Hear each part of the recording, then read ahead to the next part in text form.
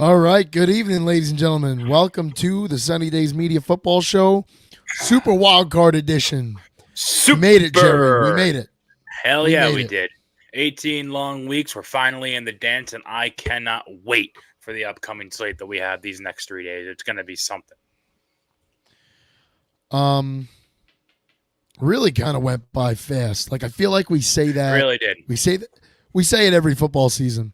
Because it's true. Because we look forward to it all year, and not all of our, all the guys involved with this football show. Of all of them, I'm the only one with a playoff team. I know what that feeling is. It sucks. It's empty. Like when your team's out in the playoffs, are you excited for the playoffs? Maybe. Like if you have a rooting interest in another team. A lot of people have been following Baltimore all year, rooting for them. Some people jumped on late with Cleveland. A lot of America definitely jumped on the Lions, especially after Hard Knocks last year. So there's like a relative emotional interest if your team's not there, but there's someone else. But it's an amazing feeling when your team is in it and you feel good. You feel good about where you're at. You know, I think of the last two times the Lions went to the playoffs, 2016, 2014. They went, but like you didn't particularly feel good. You knew you were going to be on the road. You You knew you snuck were in. playing a tough team. 2016, no, but they backed in because they lost their last three, but because they had Oh, I remember a that. good start. Yeah, Stafford broke his fingers. Same thing. 2014, they went 11-5. They were, I think, the highest seeded wild card, but like, you still you knew that the offense really couldn't score enough, and the defense was a lot of smoke and mirrors. It was a pass rush, and that was it. So this year is like the first time I genuinely feel good about my team in the playoffs. Um, Jerry, let's start with you. You're the one that posted the blog. I Anybody did. that wants to read it should read it. It's on Please do. sunnydaysoflushing.com. I You worked want really to hard on that. prop it I up? forgot. Yeah, I just forgot how hard blogging was. It took me like 4 hours. Um, but no, we're gonna be doing that. We're gonna ease back into the blog thing. If you read the blog, you'll see in the first couple lines I wrote that was my New Year's resolution to have 2 blogs a week, and I'm gonna try my best to stick to that. Um, we're going to do some Rangers. We're going to blog about the NFL playoffs. If any Jet news arises, we're going to get into that. So definitely be on the lookout for that. We'll be posting those out on all of our socials, and we'll be blasting them out wherever we can. So definitely check it out. Just to go back Yeah. to one note really quick, as you were saying that the season was short, but was also long. I really wanted to make this joke. It's kind of a moot point now, but I'm still going to make it. A wise poet once said, the years start coming and they don't stop coming. So as we get, R.I.P.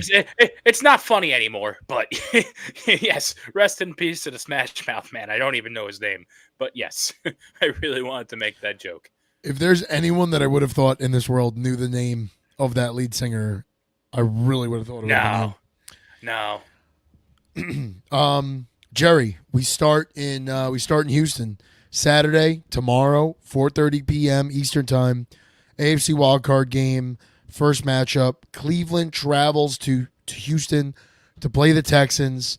Most of the year, C.J. Stroud's been, in all honesty, an MVP candidate. Getting hurt definitely hurt the candidacy. It looks like it's going to be Lamar, rightfully so. He's run away with it. He's lit this league on fire. But we're talking Houston right now, and we're talking a Cleveland team that's definitely had a bit of a resurgence. I mean, middle of the year, they looked kind of dead in the water. The record was great. The defense was great, but they had no one at quarterback. Deshaun up and down honestly, Yeah, mostly down. very, Like, very inconsistent. very They inconsistent, very very heavy, bad. until about 5 weeks ago, they were heavily, heavily, heavily relying on their defense, and it was working. Their defense is one of the scariest defenses in the NFL. I know they didn't really crack like the top rankings that came out, I guess, yesterday. Jets were on top, not a big deal. Neither here nor there because we're not in the dance, so it doesn't matter. But yeah, that's the blueprint right there. They were winning games with a subpar, mediocre offense on the back of this stellar defense, just getting it done where they needed it to get it done. ADR, DDR. What's his name? DTR. DTR. Dorian Thompson Robinson. Yeah. DTR came in for a hot flash. He got hurt too. And then, oh baby, check the calendar. What month is it?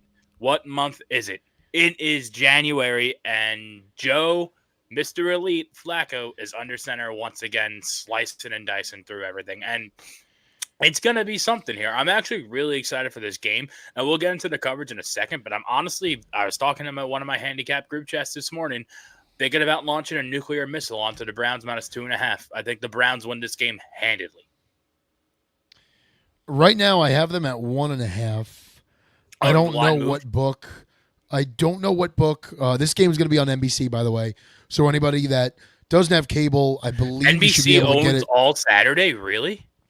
Yeah, I believe you should get anything on NBC is available on Peacock. Is that correct? Yes. Am I right about that? Yes. This game will be on Peacock and NBC, and then the night game is going to be on just Peacock.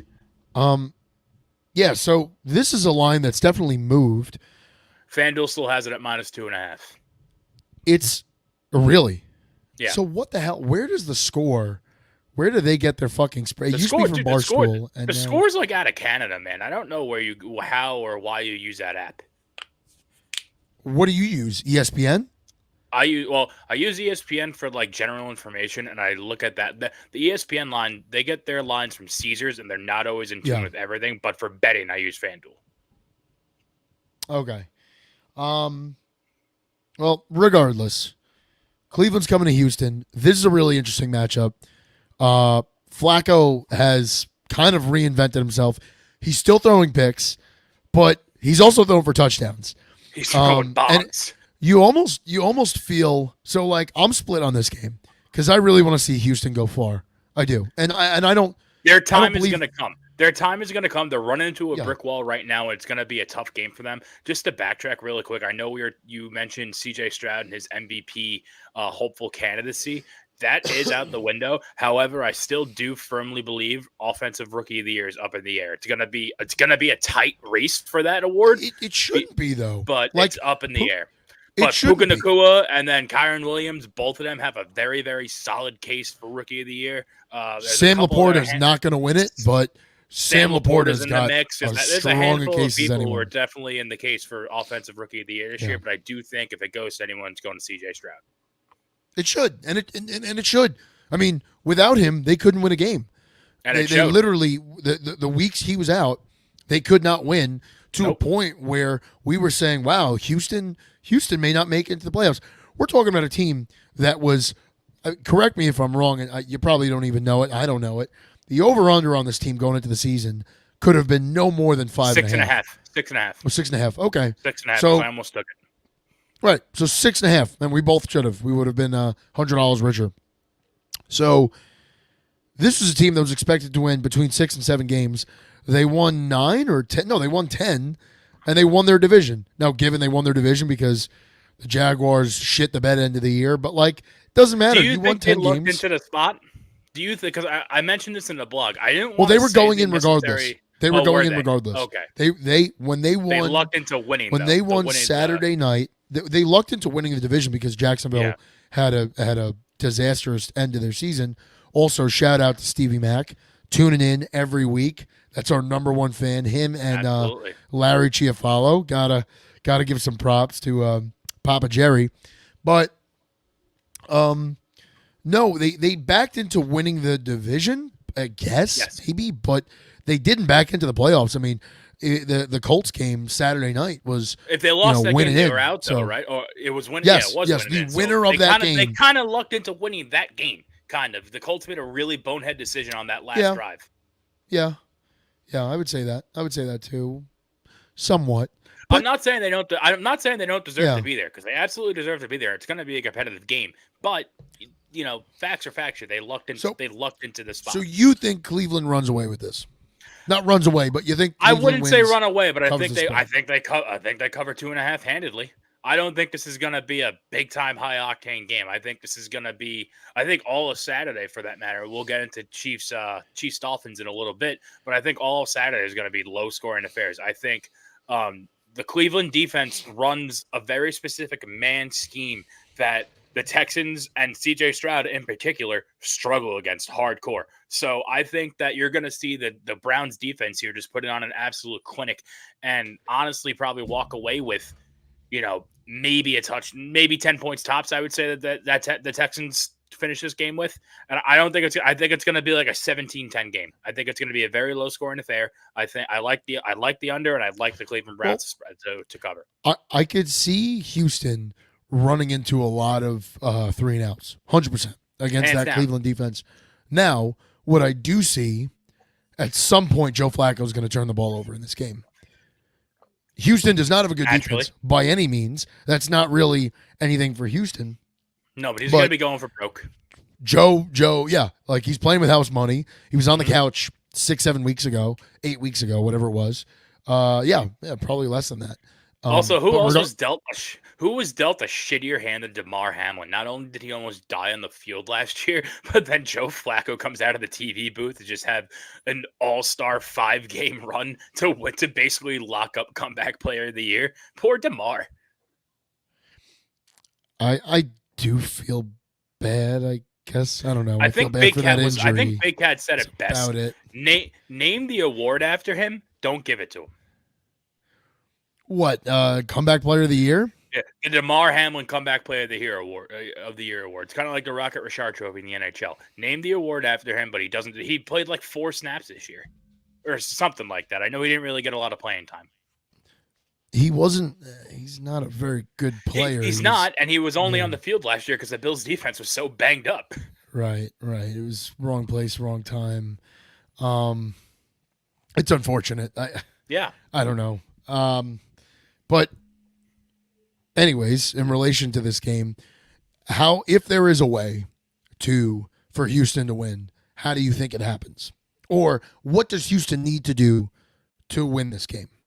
The game's strictly in CJ Stroud's hands, I think. If CJ Stroud is just locked in and we see weeks 1 through 6, maybe 8 with no interceptions and just above 85% QBR rating and all that good stuff. If we see that CJ Stroud come in and just kind of just be locked in against a hard defense, which is not going to be easy to do. But if CJ Stroud brings his best, I think the Texans do have a fighting chance here. But again, it's going to be really hard to do so against such a stonewall defense that is the Cleveland Browns. Dog Pound's going to be ready to eat. Yeah, I think and this sets up a great opportunity too for again, we'll get into the whole homecoming scenarios in a little bit, but Browns win this game, Flacco goes home, and they play at the bank. And that's what I want. That's what I want. I want that for 2 reasons. A, and I'm by no means saying the Lions are going to the Super Bowl, but I so badly want a Lions-Browns Super Bowl. I think a lot of America would love to see. As bad as I don't know how that would do for ratings, so to speak. I mean, the Super Bowl. Oh, dude, that would. It's always going to be super high in ratings, but it would be 2 a lot teams of fun. That have never been there playing each other. 2 historically awful franchises that have had great years playing each other. I think it would do tremendous. The Browns are going to do it this the time because I do not think they get there with Deshaun Watson under center. I'm sorry. No. I think that this is it for Deshaun. I think there's a lot of loopholes in that contract, and I think they're going to activate one of them. Shout out here to Cass. What's up, fellas? Jared Goff will be the new captain of Detroit. We're going to get into the Detroit game in a little bit. I have a million things to say about it. I think we'll save that for last just because I'm going to ramble. Fuck yeah. Jared's ready. The storyline is Stafford, but if you think Jared does not want revenge on his old head coach, you're not reading into the tea leaves enough. Going back to Cleveland, yes, I want a Cleveland. I want a Joe Flacco reunion in Baltimore. Not even for nostalgia. Fuck nostalgia. I want that because that's the only team I believe that could knock out Baltimore. I mean, there's no maybe Buffalo. Buffalo could, but like the only team that can walk into Baltimore and beat them is Cleveland, and I would like that. What do you think? I don't disagree with that. I think the Browns play the Ravens pretty well. Correct me if I'm wrong. I think they swept the Ravens this year. I You know what? I don't. thought that too, and I think they lost one against the Oh, Ravens. they split I'm them. gonna double check it, but keep going, and I'll look into this, Yeah, and I'll I mean, interrupt it you. really comes down to. I mean, the one thing that works out. I don't want to, look ahead here because obviously we're still on the Texans Browns game here. You have to win Saturday in order to get to the next week. But the name of the game in the playoffs is having the momentum at the right time. And we're seeing it with the Eagles. We're seeing it with the Dolphins. We're seeing it with a lot of these big juggernaut teams that were supposed to be the best of the best that were supposed to go on these runs that just slammed on the brakes weeks, 16 through 18, where it's just like, all right, well, what's going like you're due, you're due, you're due. You can only be due for so long. You need to really carry that momentum into the playoffs. And the thing is with the Ravens, they were always at the top of the heap and they never slowed down. So good for them. They're going to be a force to be reckoned with. But like you said, a team like the Bills who are playing great at the right time, a team like the Browns who are playing great at the right time. When these two forces are going to collide, it's going to be something to see. So I can't wait for these possible matchups that we might get.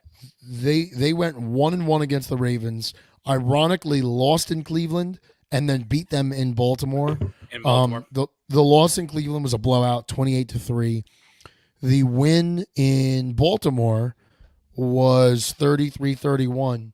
That's a good game. If Flacco has shown us anything since he's come back, it's that he still does have it.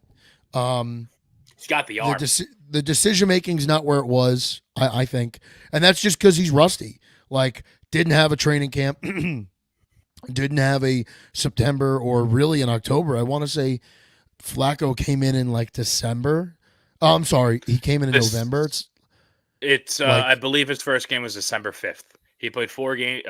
He's okay. played 5 games. It was the 4 games in December, and then the last game, week 18 in January. Joe Flacco, Super Bowl 58 MVP. That would be awesome. Hall of Fame legacy cemented. I'll tell you what. I'll tell you what. Penn. Shout out Luke Penn. Shout out to you, Luke. Flacco's not a Hall of Famer, but fuck, if he wins a Super Bowl for Cleveland, punch that ticket. Like, what? Listen, That's 2. If we're gonna put Eli Manning in the next couple of years, and Joe Flacco does this in fucking Cleveland, they're like, you can't. Something-year-old. You can't keep him out of the Hall of Fame. You can't. You really can't. What network was he on? He was on NFL Network. He wasn't calling games. He wasn't calling games. I thought he was. I know he wasn't calling games. He wasn't an analyst. I thought he was an analyst, like a desk job. Don't think so. No. Like not on camera. Like pre-game, post-game type deal. Like on camera or off camera. No, like on camera. Yeah. On Don't camera. think so. Like Matt Ryan is working at CBS. Maybe you're thinking of him. Yeah, that could be it. Yeah. I could have sworn he came out of the TV booth. Jerry, also, where the fuck was this with the Jets? I'm sorry. Where was this with the Jets, Joe? Come on, man. I thought about this last night when I thought about this last night when I was writing the blog too. You can't how awesome would it have been if we just left him on as our backup? But you can't have two quarterbacks nearing the age of 40 and just kind of roll with that. I kind of get where they're coming from. I'm not upset that we don't have him, but it's like, man, if you would have played like this last year, the year before that, man, we could have been something. Does this not bring me back to the arguments that I keep making? And honestly, I guess Facino to a degree too, with the Jets' entire organization. Yeah. Is it an organizational issue? Is it, it's hands down an organizational issue. I don't want to get into the Jets here because we have to talk about meaningful football here. So let's just move on. Let's go into KC. This is going to be a cold game, my friend. This is a Peacock game. Peacock exclusive. Yeah, all about the cock. Dolphins go to Kansas City. I want to say it's going to be negative 10 degrees. Yeah, they're usually pretty good about showing the weather, but I'm not seeing it here. It's going to be in the negatives. It's got potential to be coldest game in NFL history, which is fucking nuts. Your boy Luke chiming in too, and no gloves. I'm split on this game. This is another I'll I'll probably be in the casino Saturday night, so Oh yeah. I don't think I'm gonna be betting on either one of these games. Um, Coming down to game time, I'll probably find a side. Excuse me, I lost my voice in the Cleveland Houston game. But Dolphins Chiefs, I can't figure it out. Chiefs Well, are let me favored figure by it out. 4.5. Let me figure it out for you. Pick the Chiefs. The Dolphins are not going to be playing well in the cold weather, especially this cold weather. You also have to keep in mind they're going into Arrowhead Stadium here. Arrowhead Stadium is arguably one of the most home field advantage-esque stadiums in the NFL. To my understanding, it kind of came out of nowhere. I guess that's just the product of the Pat Mahomes era. I don't really know. I guess it was kind of always No, like no, no, this. no, no. It's always But you're talking about yeah, Arrowhead. yeah, Arrowhead has always been it's deemed always been like the this. I guess it's loudest just never open been air really. stadium. Yeah. Yes, Okay. it's Well, there in Seattle. so there's that. Kansas City's got So a fan base. that going along with the cold weather here is going to be a real hard thing for Tua to kind of uh, navigate. Not to mention the Dolphins are going into this game banged up here. Let me just pull up where is You've it? also called the Uh, Dolphins fraudulent all and I'll year. stand by that. I'll stand by that. I will Yeah, stand by that. I think granted the week 18 Sunday night game was a decent game, so they didn't shit the bed too hard there. But who's hurt? Jalen Waddle, I believe, is hurt. I don't know if he's going to be playing. Nope, didn't specify the names in the blog. That's shame on me. There's a couple of people here that I think are key pieces that are going into this game. They're probably going to play because it's the playoffs and you have to put everything on the line here, but they're going into the game shaken up. So I don't know exactly how that's going to fare for them. the However, Dolphins. Tua does always have the card in his back pocket, though. Let me just throw it down the field because Tyreek is going to be there somewhere, and he will be, and he'll catch that ball, and he'll run for 55 yards. And If the wind allows it. Correct. So that's something there. For this game, hammer the under. Hammer the under not only because of the weather factor, that's definitely going to be playing into it. Also because I saw there's some Instagram page where this guy blurs his face and changes his voice and shit like that. And he said there's something with the referees that's going on here with a certain referee that's like the head judge or whatever. And every game he refs goes under or whatever. And statistics aren't like lying. The data is backing it up. So I'm kind of going to go with that. And if you want a nice little prop to take here, take the under on kicking points because these guys are going to be Harrison Butker and whoever kicks the field goals for the Dolphins.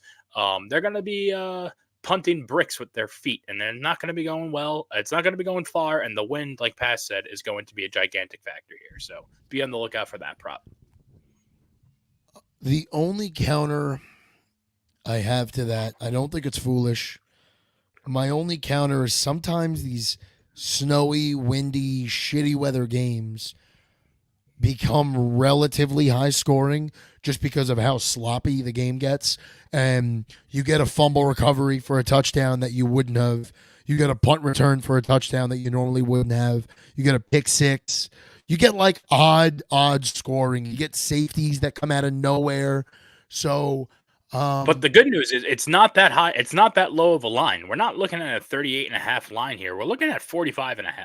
That's a pretty hefty line. I mean, granted, you take these two teams into effect, that 45.5 should be smashed on the over. That's on FanDuel right now? FanDuel I'm has 2 points off 44.5. on the score. I'm at 43.5. That's nuts. I'm sorry. It's That's a big 44 difference. flat. It's 44 flat. Okay, I was gonna say it's a 2-point difference, but still, regardless, 44 is a pretty hefty line for an over under for a game that's going to be played in the middle of a polar vortex. So, yes, my only counter to you, and I'm not gonna call you crazy because I think this is just an ugly game all around. I don't care who wins this game, they're not winning their next round. That's my belief.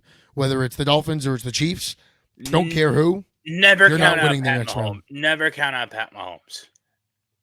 I'm counting out. Especially yes, especially if he runs into the Bills, dude. He has Josh Allen's number. If he runs into the Bills, he's playing up in Buffalo. That game ain't in Arrowhead because all those playoff losses happened in Arrowhead. They didn't happen in Buffalo. That's a fair point. That's something to think about. Because just like those Chiefs fans get loud, those Buffalo fans, they get loud too. Look at that little munchkin walking around in the background. What's his name? The fat Murph. The fat old Murph. man. Ugly game all around. I'm not calling you crazy.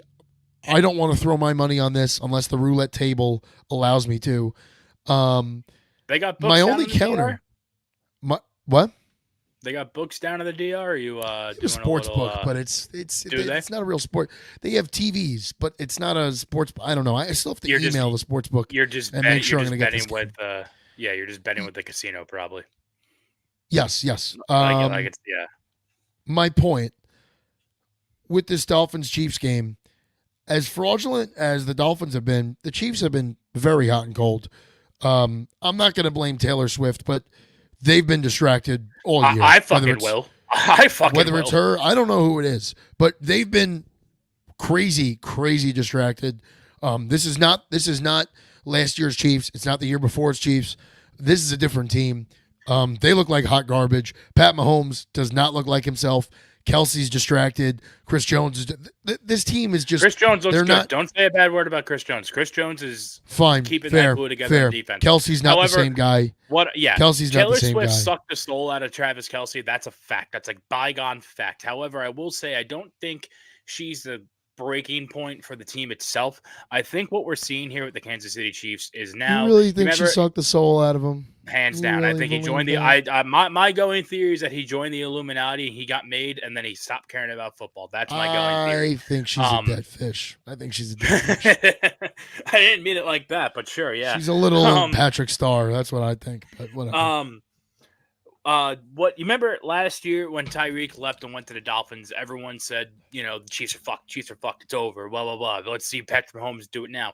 And Pat Mahomes put on a clinic. And I believe, correct me if I'm wrong, I believe the Chiefs had the 1 seed last year. I could be very wrong about that, but I believe they were. No, I believe you're right. They were the 1 or 2.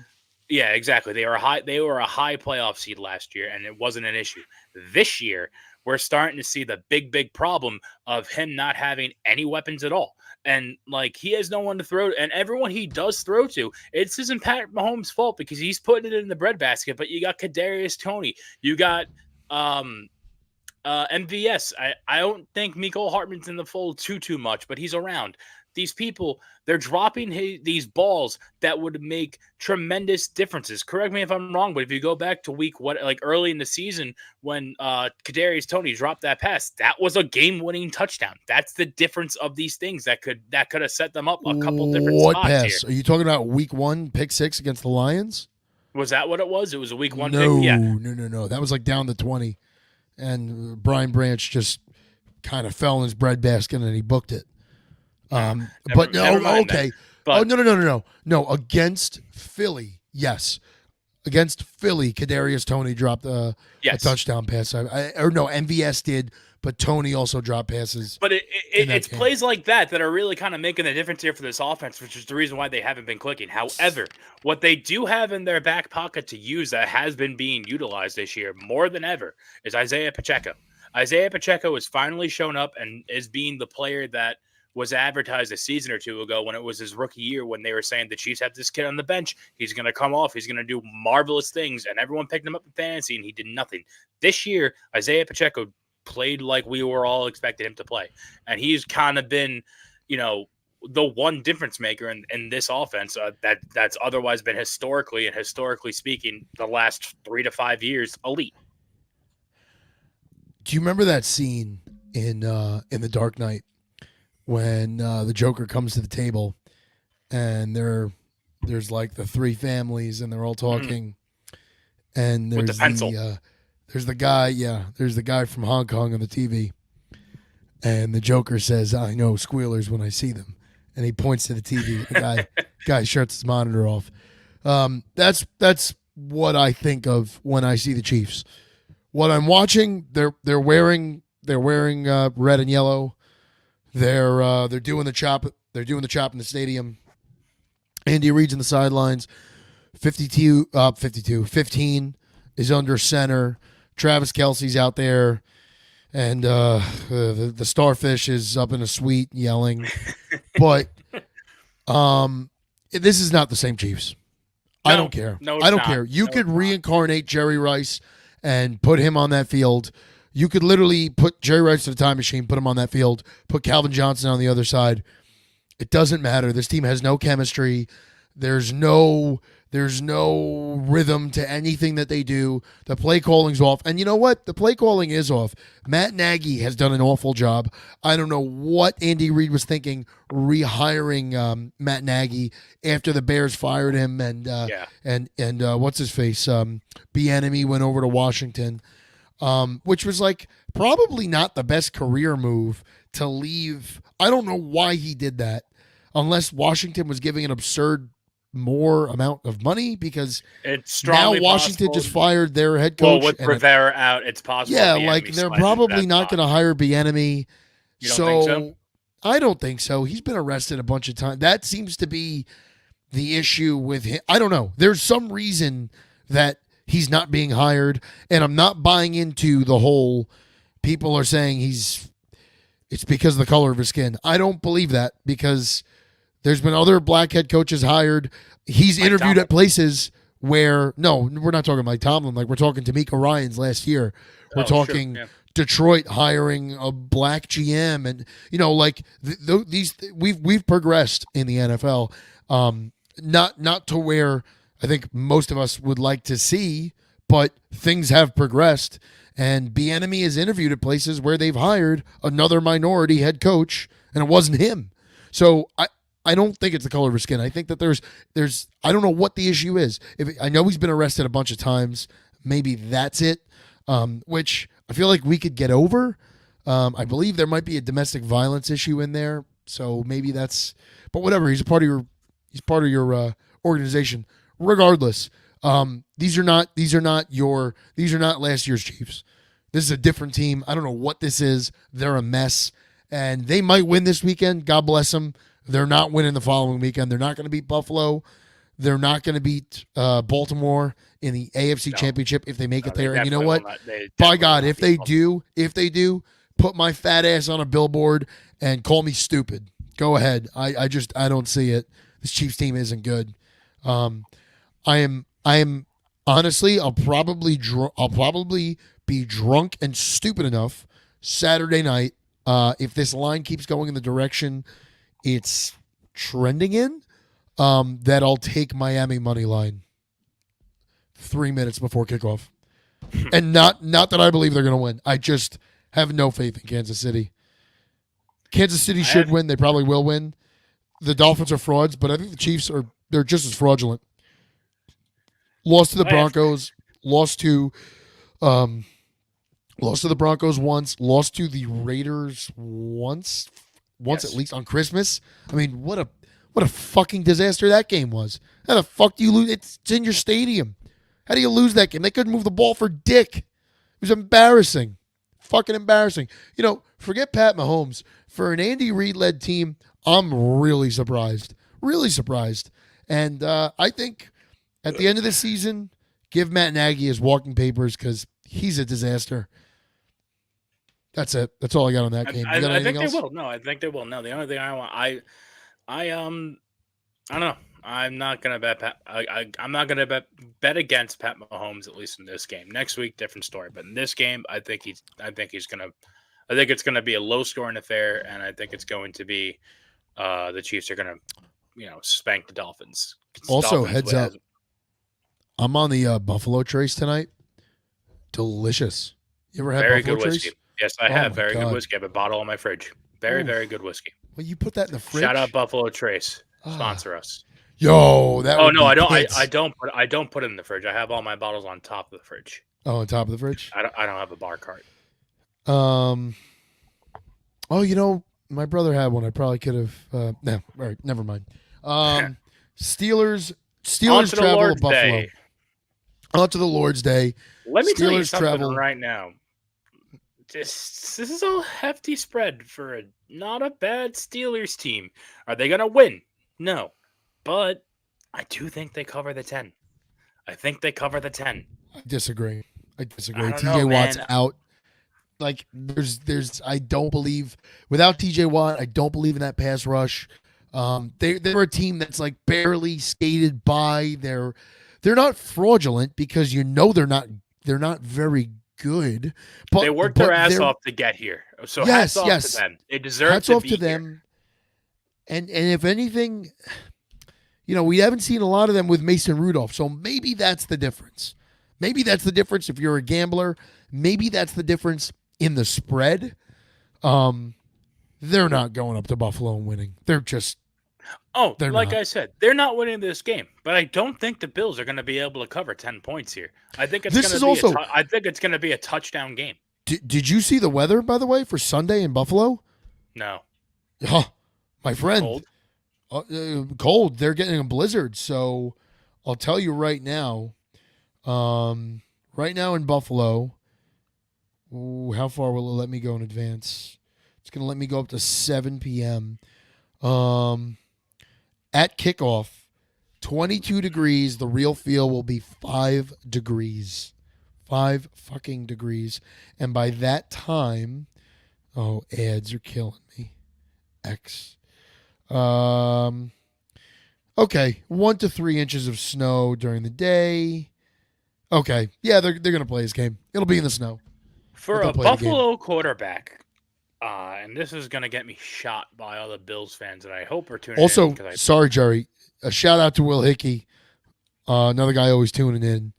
Joe Flacco's already a Hall of Famer. Will, I love you.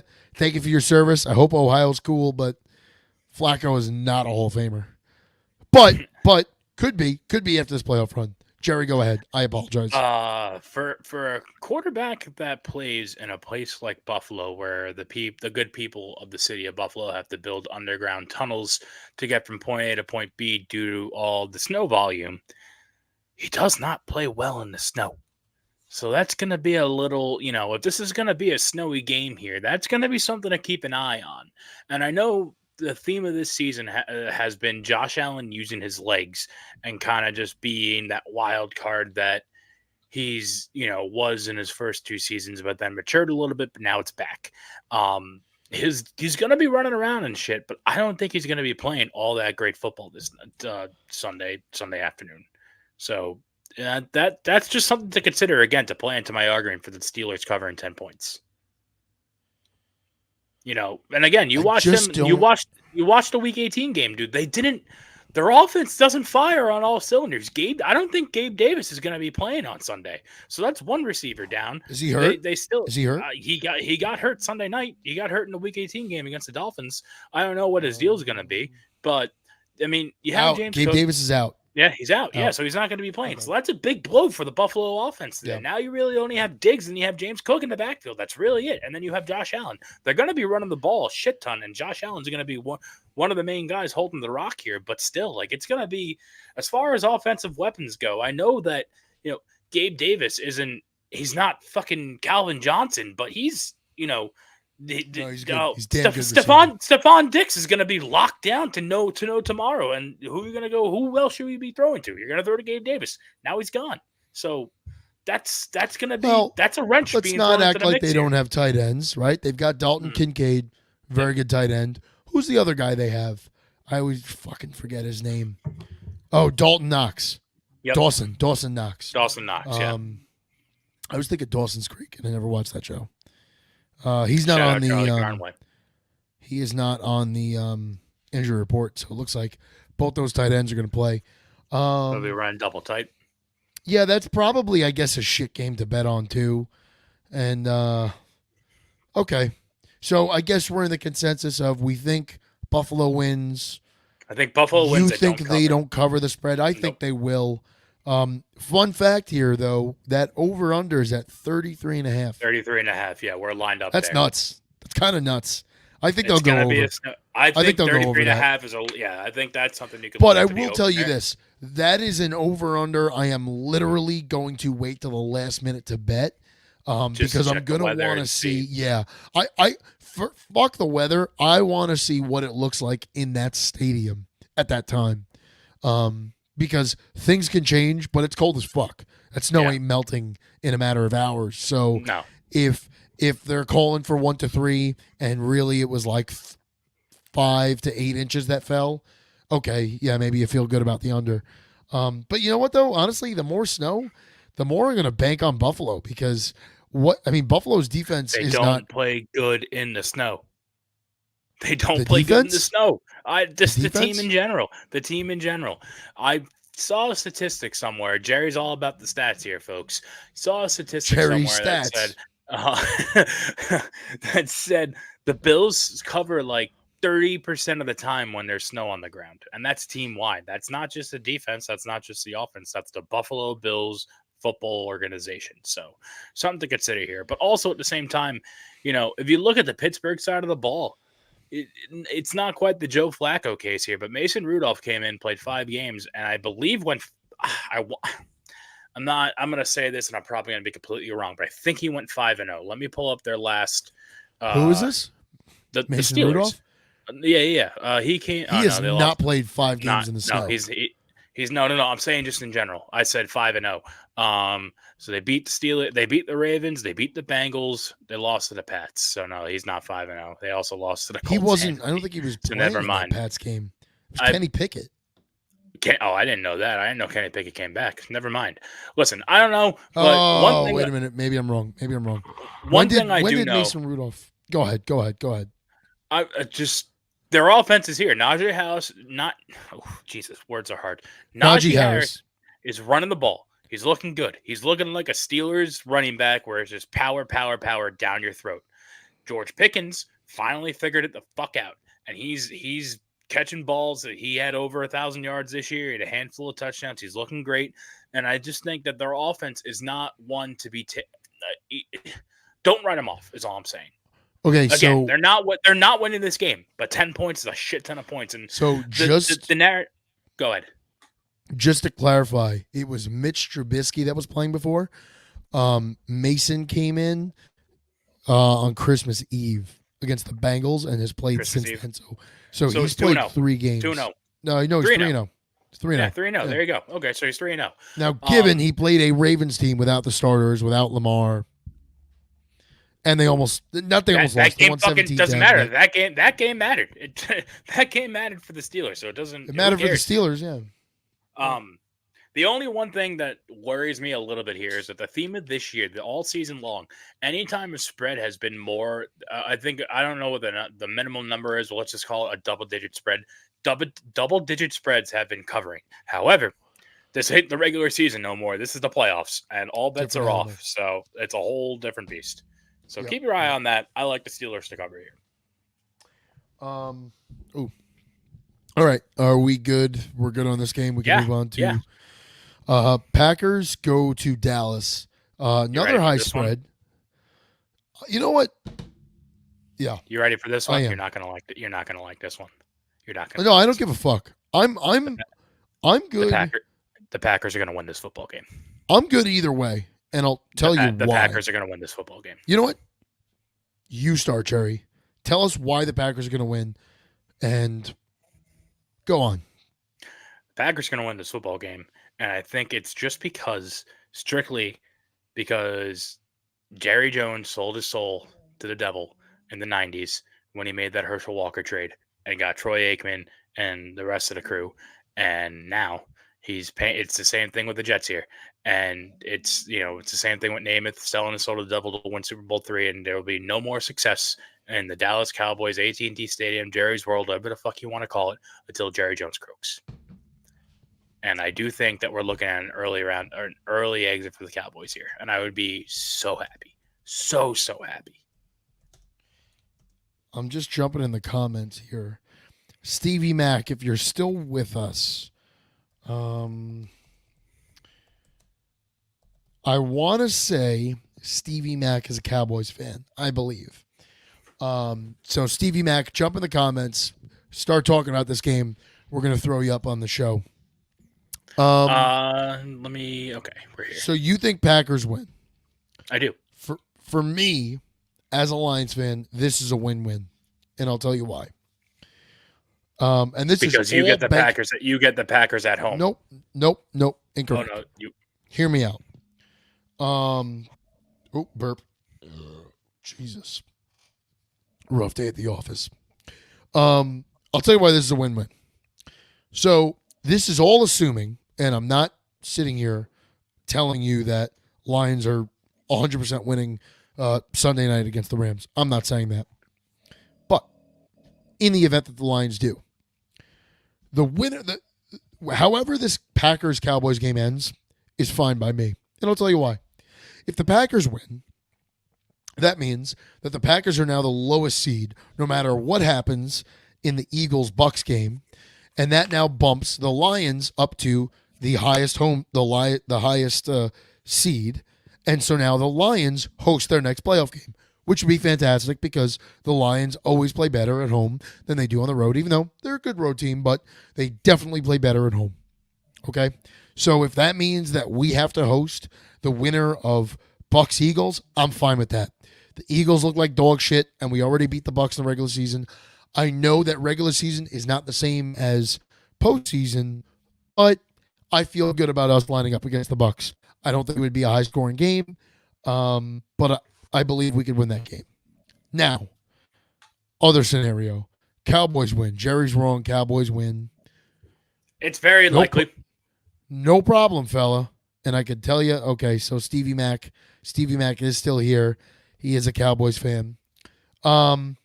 Here's the benefit to the Cowboys winning. And Stevie Mac, this has nothing to do with your Cowboys, man.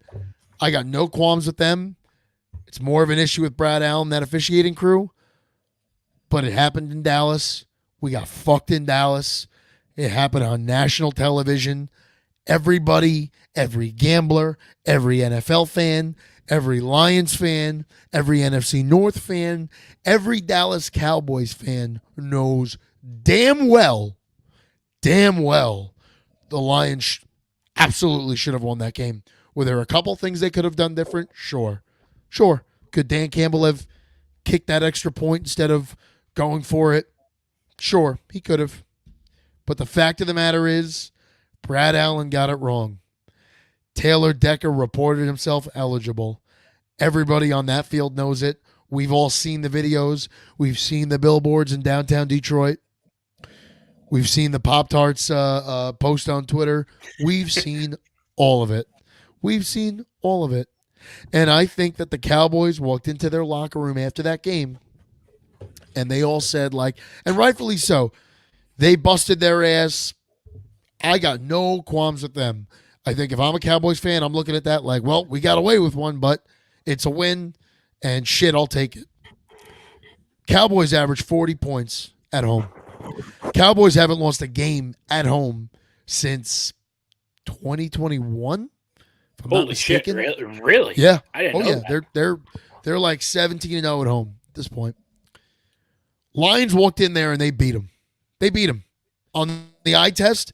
If you couldn't see a scoreboard, the eye test would tell you, "Oh, the team in white won." Right? That's what the eye test would tell you. We walked in there and we beat them. So if you're telling me I get a rematch with a different officiating crew, once again, national television, where the Cowboys always choke, give me that. At Jerry's World, right? They'll be home. The Cowboys would be home. Yes. Yeah. Inject that into my veins. Inject it.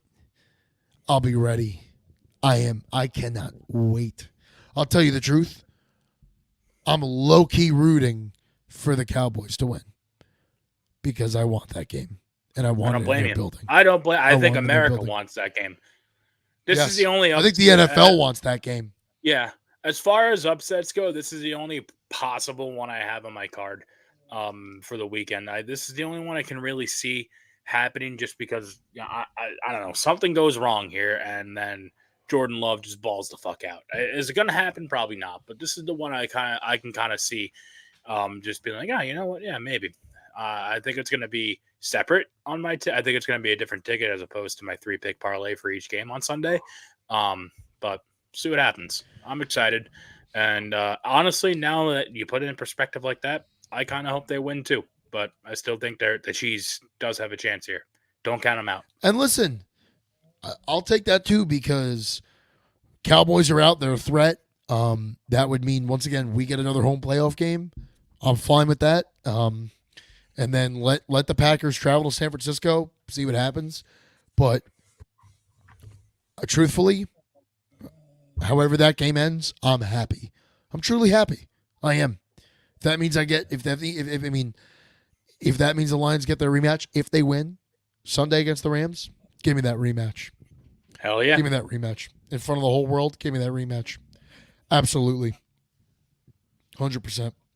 Um, do we have anything else on this game? No, not really. I mean, we can. The specifics are written down in the blog, so if you want to go into further depth, check out sunnydaysandflushing.com and read the super wild card weekend breakdown I wrote last night. Give that a peep. Quick plug. Uh, Before we get into Lions Rams, let's get into Eagles Bucks. Yeah. You want to start us off? Yeah, sure.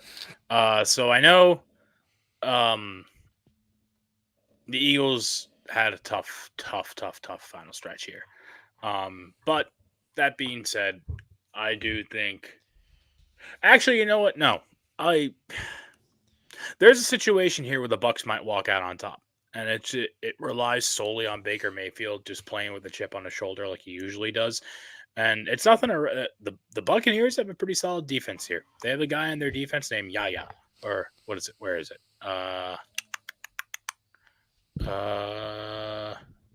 Yeah, Yaya. His name's Yaya. Awesome name. They have a decent defense. They have Rashid White in the backfield, he didn't crack 1,000 yards this year, but he is a monster. There's no denying that. And they also have probably a top 5 receiving tandem in the league with Mike Evans and Chris Godwin, whatever the fuck. So don't write them off here, especially given how Philly's playing. That stop and momentum that Philly had towards the end of the season could really, really hurt them, or they can turn it around here and really step on the gas and just figure it out, which is both are very possible here. So I don't know. I do think, given the spread and given recent trends with the -3, which is what I have the spread at right now, I think that works out in the Eagles' favor, and I do think they win outright, and I do think they'll cover the spread. I think they'll put a hurting on the Bucks. I think that's probably the most likely possibility here, but this game can honestly go either way. There's some worry in Philly. There's a lot of worry in Philly. AJ Brown's not happy. DeAndre Swift has been invisible. Fucking what's his name is a jerk off. Nick Sirianni's a jerk off. It's just always was. Jalen Hurts. The difference is Jalen Hurts losing. is hurt. Jalen Hurts is hurt. He fucked up his finger in that game on Sunday. He's like kind of. I think it's more than that. Yes, he fucked his finger up. I know what you're talking about on that throw. I think it's more than that. There's something else going on there. Excuse me. There's something else going on there with Jalen. I think he's been hurt. I think he's been hurt for a while. Wouldn't be surprised if there was some form of a investigation or lawsuit between the NFL and the Philadelphia Eagles after the season's over. Because, so? yeah, for like not disclosing certain things, because Jalen's been hurt. Something is off with Jalen Hurts. It's not the same guy. This is a guy that was dominating the NFL a year ago. A fantastic quarterback. A guy that's particularly well liked, but now you're hearing these stories of like there's a riff in the locker room. And I don't know if it's I think it's a Sirianni issue. In fact, I know it's a Sirianni issue because he's the head coach. This is your team. Take control of your fucking team. Yeah. There's stories swirling around Philadelphia that he might be fired after the season unless they win a Super Bowl, which they're not going to. Yeah, that'd be kind of crazy. That would be crazy, but if you've lost control, you've lost control, and it's better to cut the snake off the head, like I always say. I think I don't want to pick a winner in this game, but I guess if you had to put a gun to my head, I would say Philly, just because of talent. And I have no belief in Todd Bowles. I think he's a horrific head coach. He's probably one of the worst head coaches. 10 years ago. I think he's terrible. I think he's one of the worst I've ever seen. But he does know how to run a defense. And Baker's playing some of his best football. Stevie Mack chimes in here. With the coaches that are hitting the market, you'd imagine Philly would move on. Stevie, I agree. I think Philly's going to move on too. Can we talk about if they lose? Yeah. After we finish the wrap up here, can we talk about the carousel real quick and just touch upon that? Because I do want to bring something up before we get into we'll finish with the Lions game, but I do want to bring. I want to bring something up. Absolutely. I don't have much on this game. I think Philly's reeling. I think that they're not. They're not as hot as they started the season, of course. Something's off with that team, and I think it's the head coach. And I think I think it's more than his fingers. I think he's hurt. I think he's really hurt. It's just crazy, that just the defense is a fall from disaster. grace. But the defense was a disaster all year, and they were winning games by 3 points, 2 points. They Yeah. weren't covering spreads. I mean, I'm not saying it's all about the spread. And I say it all the time, fuck the spread. Lions Win the game. win the game. Yeah, win Right, the game. 100%. But you want to assert dominance in this league. You want to be a bona fide. Look at Baltimore. That's a team that covers the spread. They win, but they also cover the spread. And to me, that's the sign of dominance. That's the difference between a good team and a great team. A good team wins their games. A great team blows teams out when they need to. Right? Philly doesn't do that. You beat good teams and you murder shit teams. I agree. Right. And Philly does not do that. And they've won on fluky calls. They've won on bad calls. They've won on dropped passes. So I don't believe in them. However, I have so little faith in Todd Bowles. I think he fucks this up. I don't want to gamble on this game, but I probably will. Yeah, of course So, you're going to. It's the We'll only game on probably Monday take an night. over in this game. We'll probably take. I don't The know. over's high. The over is 43.5. So it's a high over, which I think Probably a teaser game. In all honesty, so. it's probably a game we tease. Yeah, it's probably. I don't know. We tease. Keep it on. Don't write off the Bucks, man. Keep it on the Bucks here. If Baker could I'd string love to together see the a Bucks great win. game. Me too. Love to see the Bucks win. Me too. And honestly, playoff all that win for would Baker. look great on Baker love Mayfield's Baker. resume. Me too. I love Baker Mayfield so much. Me too. I think he's great. But yeah, that's all I got to say about that. So Coaching Move carousel, on real to- quick. Yeah, super quick. Oh, no, before no, get into we the didn't Lions talk- game. yeah. Sorry. Go Yeah. ahead. Belichick's out. Gerard Mayo's in. And this is mainly there's a couple other changes around. There's and then obviously the Titans fired Mike Vrabel. This is kind of the only one I do. Awful decision. Awful. Yeah. Awful. So what I wanna throw out there is why the fuck did the Patriots hire Gerard Mayo when Mike Vrabel is on the market? Bring the kid home. You just put him in the Ring of Honor, and everyone knows he's a fantastic head coach. I guess this really just I shouldn't be complaining here because I'm a Jets fan, so it doesn't matter, and I should be happy that the Patriots signed Gerard Mayo as their head coach, a guy who, to my understanding, was never even a coordinator anywhere. This is his first gig, like doing anything, so it should be interesting to see how it plays out. But how the fuck do you not sign Mike Vrabel? What's going on? I don't have a good answer for you. Because there is none. There is He was a none. hell of a player. He was a Hell of a player. A very, very serviceable coach. The Titans made the playoffs 3 out of 5? Oh, I'm talking about Gerard Mayo. Sorry. Oh, Gerard yeah, Mayo was yeah, a yeah. damn good player, but Yeah. He was a great linebacker. So was Mike Vrabel. They're both Yeah. going to be defensive minded. I'd imagine Gerard Mayo's yeah. main scheme is going to be defensive minded, but I'm baffled by the decision. I really couldn't believe it. We all knew Belichick was going to be on the outs, but I didn't think A, they'd make a decision this soon, and B, this would be the decision they make. Question is now, where does Belichick go? Does he go to Washington? Is he another we'll get into the other big one in the wild that I had no idea happened. That's when a head coach was more controllable in a puppet, like with the Kraft. I could see that, Stevie Mack. That's definitely a possibility. I could see Vrabel throwing his dick around, and just being like, no, just another Belichick Jr., so to speak. What's his name? Pete Carroll's out too. That one shocked me. That one took me by surprise. Did he leave or was he fired? The original report I got from CBS was that he was fired. I don't know. On paper, it may have been a mutual parting of ways, just like New England, but Bill never wanted to leave. So, Bill got fired. Call it what it The is. writing on the wall was there, yeah. Right. Bill got fired. We're not going to fire that you sucks. and take your legacy, but let's, And that sucks. go quietly. Yeah.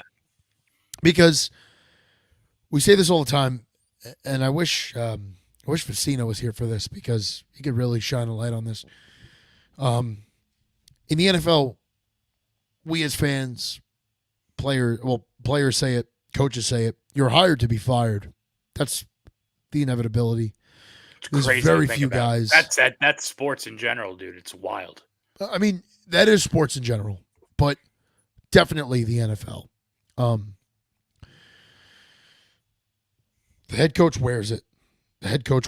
Unfortunately for Bill, he's the head coach and the GM, and Bill was making all the front office decisions. And Someone on Twitter said GM Belichick killed head coach Belichick, and I said, "Wow, Yeah. that's absolutely. a real fucking And correct." I think the correct same thought. thing is true with Sean Payton. Sean Payton's a guy that makes the general manager decisions too, and Jim Harbaugh. Right? If Jim Harbaugh comes into the NFL, part of the deal reportedly he wants is to be the GM also, because that was part of him leaving San Francisco, was that he had issues with the front office and he wanted to make decisions. I don't know if it's an ego thing. I think it's a mindset thing, and I get where these guys are coming This from. is my Like, hey, team. I'm making the this is shots. my team. I'm bringing coaching. my people in. Right. Yeah. And I get that, but there's a lot that goes into it, and there's a lot of decisions to be made. I think back to Matt Millen in Detroit. I mean, the reason he failed as a general manager is not so much of who he hired and who he drafted. It's because Matt Millen was wearing 10 hats. Matt Millen was the head coach, acting as the owner, the team president, the season ticket office president. Like, he was designing the team store. General managers don't do that. He was setting season ticket prices. General managers don't do that. He was going to owners' meetings. No general manager does that. But Matt Millen was doing those things, and that's why he failed. And I think the same with Bill. Bill, on game day, there is no coach I'd rather have than Bill Belichick. On game day, I don't care who you name, and I love Dan Campbell. I love Shanahan in San Francisco. I love his father, Mike. Mike was a great coach. But Bill's the GOAT. He's the GOAT for a reason. He's got all those rings for a fucking reason. But his demise was total control. And I hope some of these guys see this as a lesson. And that even a guy that won 6 rings will eventually be pushed out. And you know what? Not for nothing. That whole fucking city, that whole New England area was always more Tom. They couldn't stand Bill. Yeah, they couldn't stand Bill. They wanted him out so many different times. You saw it, with Barstool, for not so much Barstool as a blanketed whole, but like you look at Hank from Part of My Take, like he even coming out and said it. I was a Tom Brady fan, not a Patriots fan. Like it's kind of a right there, right. So I just think, know your role. Everyone should step into a role. And I know, Bill's famous for do your job. And I think Bill should take a page out of that. And if Bill's going to keep coaching, I really hope, and I don't think he's going to do it because it's his mindset. It's the way he's wired. He needs total control. It's hard to go back once you have control for that long. I think Bill could really succeed if he had a team of people drafting for him, getting free agents for him, and he was just coaching. And I don't think he's going to do that, and that's a shame. And I think wherever he goes next, I don't think it's going to work out because of that. I think things have passed him by, and I feel bad because he's a tremendous coach. If I think of a guy, honestly, if there's anyone in football outside of Pat Kerwin, who's now on NFL radio, used to be in the Jets front office, the guy's an incredible guy. I met him once, incredible guy to meet. If there's any guy in football I'd love to have a steak dinner with, it's Bill Belichick. I mean, put out a handle of bourbon and a couple of steaks, and just I want to pick this guy's brain, because when I hear Bill talk football, and I don't do this for a living, right? I mean, we're both in our own industries. We don't get to do this, but just listening to Bill talk about scheme and talk about what makes a team go and everything related and around football, it's just amazing. It's amazing. And when people say Bill's playing chess when everybody else is playing checkers, I really do believe that. I really do believe that. I mean, he was a pioneer. He was a guy that, I mean, what you just saw, what I was just bitching about, how the Lions got screwed a couple Saturdays rather, in Dallas. I mean, Bill's been doing that since the mid 2000s, Yeah, with running those offensive linemen out small on the little field. loopholes. Yeah, Right, and Bill was a guy that would read the rule book, and Bill was a lawyer. He was a lawyer basically. Where can I poke a hole in this? And that's what I'm gonna do. And Bill's just Bill's just damn good at that. And it's just such a shame, the whole GM part of it. Like if you could just let go of that, man, you'd just be so much better than you are. I believe. You got anything else on coaching carousel? A lot of open jobs. Oh, Yeah. You know what? No, actually, wait. We do. Raiders. What the fuck are you doing letting Antonio Pierce interview at other places? You guys were just, Cass was just talking about it. Didn't realize that was the case. Antonio Pierce is interviewing in Tennessee. Why is he interviewing anywhere else? If you're Vegas, hire this fucking guy. Give him the That's job. Mark Davis He's play. earned it. He has earned it. Enough. Let him run the team for one more year. See where it goes. I mean, why are you gonna? What's his face? Mahomes. Mahomes has never lost to the Raiders. He just did on Christmas. Like, let Pierce run this team. The players, you fucked it. You fucked it up when you fired Bisaccia. Gruden. You never should have let it after Gruden had to go. You had Rich Bisaccia. The team loved him. You let him go, and you brought in asshole McDaniels. Let Antonio Pierce run this team for 1 year. And if it's a disaster, okay, it's already a disaster. Right? And it's not like got much worse. you're not picking high enough to get a good quarterback. I can understand if this was a good quarterback year and you're picking third. Okay, I get it. I totally get it. But you're not. You're picking you're 6 picking wins, after 7 10. wins. Yeah. No, they've got like 8 wins. Oh, do they? You're gonna pick. Yeah, you're gonna pick like probably 14th, 15th, 16th. Yeah, It's they're not gonna get a worth. quarterback. No, you're not getting the quarterback that you want. So let this guy run the team for a year. I think that would be really good for them, man. This is a guy that grew up a Raiders fan. He's You a saw Super that Bowl coming. winning linebacker. Every one of their mothers saw that coming. Like that's just how Mark Davis conducts business. That's just how it's done. No, actually, no. I'm sorry. That's not how it's done. That's how he does it. I should say, because it's done. It should be done by giving him the job at least for a year, like you said, especially given what he was able to do. But it's like you said it. I'm just regurgitating exactly what you said. We saw it best for Versace. Like that's just this is not the first rodeo.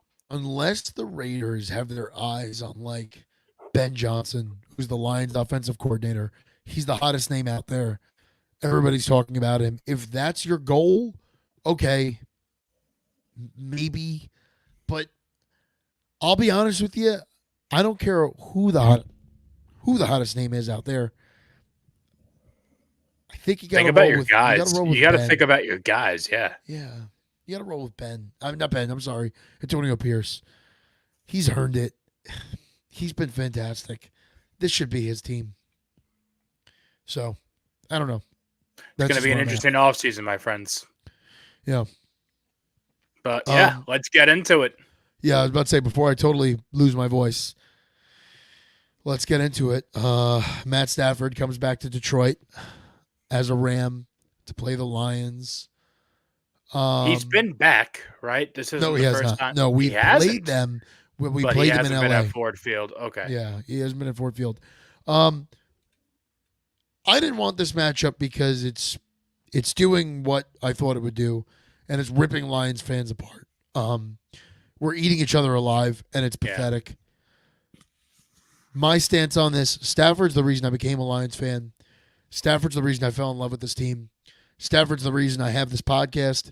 Stafford's the reason I fell in love with football and have the Lions logo tattooed to my leg.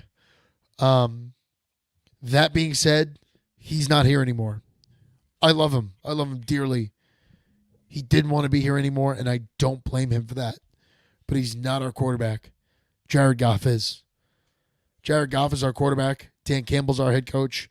They've brought us to 12 wins. They've brought us to a division win. These are our guys. Um, if you're in Detroit for this game, don't wear a Stafford jersey.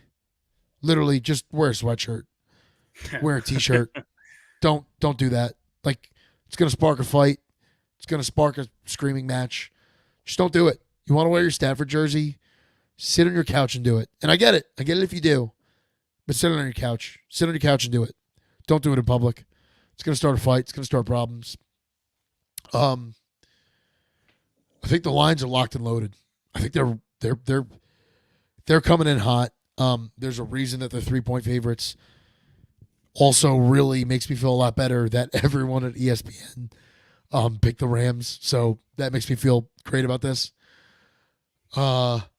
The Rams are a really good team. They're probably one of the hottest teams in the NFL. Hands down. They've got some stud players on that side. Sam Laporte is playing.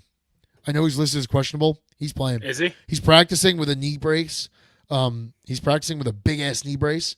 James Mitchell, the Lions' third string tight end, looks like he's going to be out. He hurt his wrist or something in practice today. Brock Wright, the second string tight end, will be playing. But Laporte is going to play. And let's also not forget here, Ben Johnson is the offensive coordinator that found a way to get 12 touchdowns out of tight ends last season after trading TJ Hawkinson. And we all know how good TJ Hawkinson is. I feel good about this game. I'm not calling it a lock. I think the Rams could very well win this game. There's going to be a lot of emotions, but and this is what's happening now is what we always wanted with Stafford. We always wanted this. Like, this is what we envisioned. Stafford was the savior. Stafford was the first overall pick. Stafford was the guy that you walked around Ford Field on Sunday and it was his jersey everywhere. He was our guy. I love him. Could have been. But ironically, it's worked out in the opposite direction. He goes somewhere else, wins a Super Bowl. But Jared Goff comes here. This is a trade that kind of really worked out in both ways. The Rams kind of proved their point of Stafford's our missing piece. We needed a legit quarterback. And they win. But Goff comes here. He plays through a bad year and totally reinvigorates himself, reinvents. They progressively got better and better. Yeah. Yeah. And let me ask you this. Do you think Stafford would be able to do the things that Jared Goff is doing under Dan Quinn and under this regime? Like if he under never Dan left. Campbell? Or Dan Campbell, I'm sorry, yeah. Dan Quinn's a 100%. disgraced New York Rangers 100%. coach. The difference is the Lions, I don't believe, would be in the position that they're in without trading him because they got those so picks. many assets. Yeah. And all of those guys are contributing to winning the division, to being a top 5 offense, to improving on defense. All of these guys have led to that. Do I think Matt Stafford overall is a better quarterback than Jared Goff? Yes. Yes, I do. Do I love Stafford? Yes, I do. But Jared is our guy. I mean, I've said it 100 times. He's our guy. And I don't think this game is a battle of who's the better quarterback. It's a team game. It's going to be who's the better team. Do I also think Sean McVay is the better head coach? Yes. But do I want him? No, I want Dan Campbell. Because I think when push comes to shove, Dan's going to go for it when he needs to go for it. Absolutely. You're going to see a fake punt in this game. It. You're going to see them go for it on fourth. You're going to see a lot of things that are going to challenge conventional thinking. And a lot of that is just Dan sees the game different. And I think a lot of coaches are, I wouldn't even say following suit. A lot of coaches are doing the same thing. I mean, how many teams are punting on 4th and 1 anymore? How many teams are kicking field goals on 4th and 1, 4th and 2 on their own, 5-yard line or on the opposite 5-yard line? So I don't think it's super foreign what he's doing. I think the Lions win this game. I think they're jacked up, and I think every storyline you could talk about with Jared Goff. Oh, I'm sorry, with Matt Stafford. You could talk about with Jared Goff. Jared Goff wants revenge on his For old sure. team. For Jared sure. Goff wants to prove to Sean McVay, I wasn't the fucking problem. I wasn't the fucking problem. I can, I 100%. you know, I'm better without you. I could survive without you. I could play this game at a high level without you, and I could elevate a city that's been dead for 60 years. I could elevate them. So he's got a lot to prove. And I actually think it's worked out. I think it's better that everyone's talking about Stafford. I think it's better that all the cameras are going to be on Pressure's him. off Goff. Yeah, he could just go out there and play, and Stafford has to deal with the nostalgia.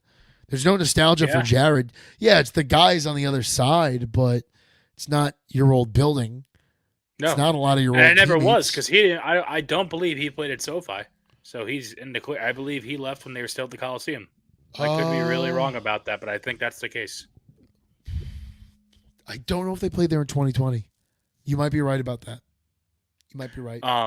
But if you think for a second, man, I mean, I understand where you're coming from. You don't want to get ahead of yourself, and you want to treat this with as much respect as you can. I totally hear you. If you think for a fucking second the Detroit Lions are going to lose their first home playoff game in what almost 30 years. 1991. Yeah, in almost 30, in 30 plus years. What, 30, 34 years? 33 years, whatever it is. Listen, you won't say they're a lock. I will. Spread showing -3. I love it. I don't know if they're necessarily going to kick the crap out of them because, as Past did say, Lions are a scary team. Puka Nacua is a force to be reckoned with. We mentioned at the top of the show. He's very much so in the running for Offensive Rookie of the Year. Same goes for Kieran Williams. And then you have to worry. They have a great offensive core because they have those two, and you mix in Cooper Kupp. You really don't know what's going to be going on here. They have a lot of weapons. But that being said, the biggest glaring issue that the Detroit Lions had, I don't want to say is fixed, but we got the wrench and we tightened it right up, and that's the defense, man. CJ Gardner Johnson's his name, the quarterback, right? Yes. Yeah, CD he's Deuce. back. Yeah. He's looking great. A couple other defensive pieces that you guys were missing are back, and they're all things are starting to gel a little bit now. And the one thing that was holding the Detroit Lions back from being good to great is now fixed. So I think you guys at the same time are a team that you do not want to run into the playoffs.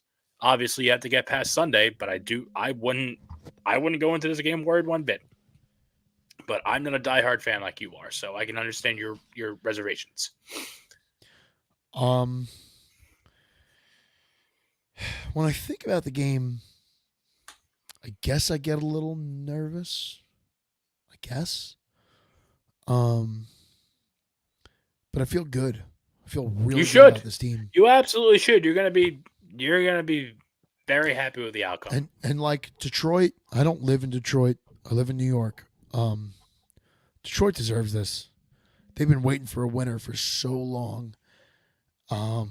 They've been waiting for a home playoff game. They opened the stadium in 2002.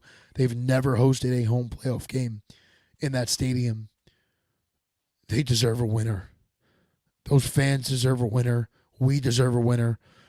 We deserve a team we can be proud of. And I think this is a team we can be proud of, but we could be really proud of this team if they win on Sunday. And if they win on Sunday, I do see a path to the NFC Championship. It's really there. It's there. It's there. And then, like you said, it's a win-win because you're going to be playing the Eagles and the Eagles or the Bucks, or you're getting a rematch against the Cowboys, which you and I both know is a win. I believe that. Yeah, I believe that. So let's see. Ultimately, you got to win first on Sunday. Yeah. And they're playing on Sunday night. They're playing in front of the whole world. So let's win that game. Sunday night. It's the Sunday night, 8:15. Yeah, 8:15. I'll get to watch it. I'm pretty hyped about that. I think the only game I'm gonna have to miss is the Bills game. Okay. Yeah, I'm going to the Ranger game. I'm hyped. All right. Oh, so you're gonna be on Long Island or are you staying? Okay. I'm taking a train from New Haven coming down. Okay, cool. In and out, yeah. All right, Jerry. We got anything else? No. I'm ready for some motherfucking football, baby. I can't wait. Super Wild Card Weekend is among one of the best weekends in sports, I think, especially now with the fifth game Yeah. added in. I put it right up there with the ranks of the Masters, the first two rounds of March Madness, and then that like early fall week where you can catch a sports equinox where everyone's playing. That's always fun too. This is right there, probably Opening close day to the for top. baseball's fun Opening too. day's cool. Yeah, opening day's cool when everyone plays on the same day and everything. That's definitely up there. But this is gonna be great. All right, everybody, thank you so much for tuning in. Yep. Stay We'll in be tune with doing Twitter. I don't know when we're going live. We will absolutely be going live before the divisional. Don't know yeah. when that's going to be. Stevie Mac, have a great weekend, pal. Always great seeing you on the in the comments. We're going to be doing one of these for every round. I'm also going to be writing a blog for each round, which again will be blasting out on the socials and shamelessly plugging here multiple times a show. Yeah. Like Paz said, keep an eye out for the date and time. Let's try to. We'll talk about that off air. But yeah, Yeah. While we'll I'm see you on guys next vacation, I'm week going to for the try to Divi. hammer out a couple of blogs. If I can hammer out one, that'd be great. So, once again, thank you everyone for tuning in, and we will see you later this week to recap what we saw and preview the next round. If we could get 2 shows in this week, that'd be great. If not, we'll just get something before the divisional. But stay in tune at our socials. Right at the bottom here, you can follow us on YouTube at Sunny Days Media 516. Subscribe, hit those notifications. You hit the notifications; it'll tell you when we're going live, when we schedule things, and then on Twitter at Sunny Days in DET 313. That's me. At Sunny Days Jerry 516. That's Jerry. So we're always tweeting when we're going live and what we're doing. So stay in tune with that. Turn those notifications on, and we'll see you later this week.